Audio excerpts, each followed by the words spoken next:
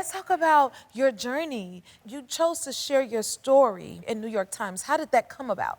So I got diagnosed with leukemia when I was 22 years old, a year after graduation, and nothing prepares you for that kind of experience. But what I didn't anticipate is that far harder than the physical side effects and the chemotherapy was a sense of isolation that you can feel when you're suffering.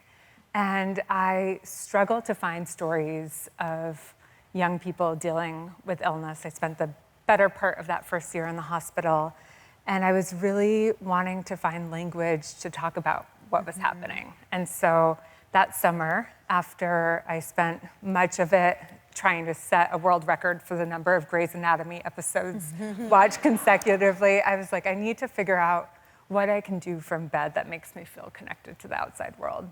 Yes. So a friend had this idea that we would do a 100-day project. We would do one creative act a day, every day for 100 days. And I decided to go back to something I'd done from the time I was a kid, which was writing a journal. And in the course of those 100 days of journaling, I feel like for the first time, I was really in conversation with myself, which helped me figure out how to be in conversation with the people around me. So that journal became a blog, Yes. which became my first ever writing job.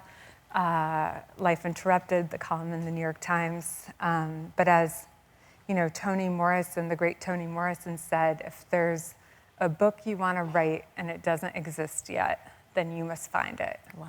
And to me, And you've done that. This amazing book, the book of Alchemy, is your book. Tell everyone what it is and what it's about. So I love the word alchemy.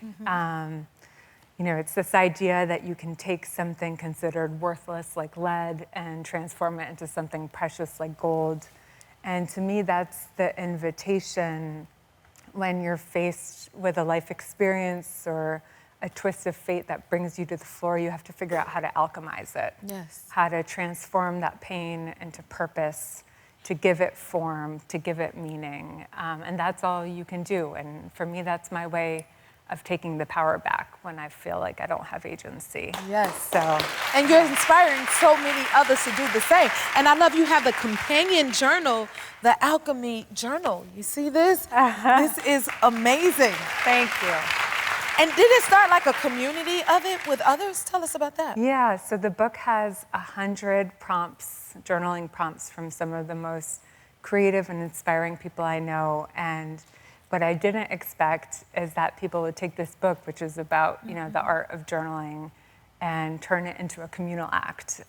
So there have been journaling clubs popping up all over the world, all over the country. Instead of book clubs, people get together, they write to some of the prompts, and they share what comes up. And I've hosted many of them in our living room. We did one in the Brooklyn Botanic Gardens with hundreds of people. And the beauty is, you know, when you dare to share even a morsel of what comes up, whether it's vulnerable or totally embarrassing or whatever it may be, I feel like we learn again and again that we're not alone in the things that we're experiencing. Wow. That is so beautiful. Ooh. And you're also a fabulous musician. I know that, and your husband is Jon Batiste as well. Yes. Yes. Indeed. Yes, guys. They said, I heard a couple of that. His support I've seen has been beautiful, and I know it's been that way for you throughout your journey. So Jon and I have known each other since we were about 13 years old. We met at band camp.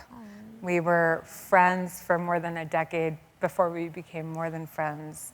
But his support has been everything. I learned 3 years ago that the leukemia was back.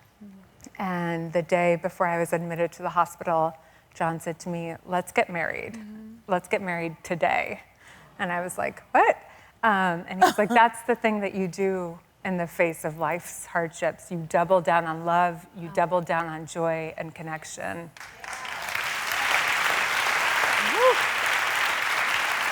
Such a beautiful love story, and your testimony is amazing for you to share it with the world in that way. It's so inspiring, right? The love story of it all and the connection. Do you find that to be helpful to others as well? I think so. You know, more and more, I think that resilience has everything to do with the community and the company you keep. It's a cliche, but I think it's a true one. It takes a village to do anything. Yes. And so Jon is my village. We have our family, our chosen family, and I feel so lucky to be surrounded with that kind of love. And, you know, if I get to the end of my life and can say that I've done one thing well, let it be love. So well said, right? That resonated with everyone. Wow. Your happy place is here. What was your favorite part? Drop it in the comments and subscribe to help keep the joy coming.